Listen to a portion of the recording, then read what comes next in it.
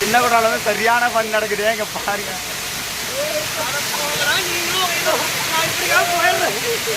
அங்க பாருங்க மக்களே.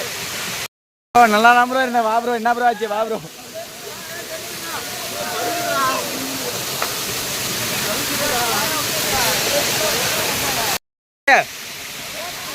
மக்களே பார்த்தீங்கன்னா ஒரு 30 ஏஜ் ஆகுது. பார்த்தீங்கன்னா சின்ன குழந்தை மாதிரி வாழ்ந்துட்டு இருக்கிறாரு.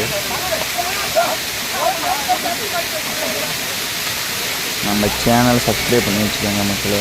அடுத்தடுத்த வீடியோ போடுறது நமக்கு மோட்டிவேஷனாக இருக்கும்.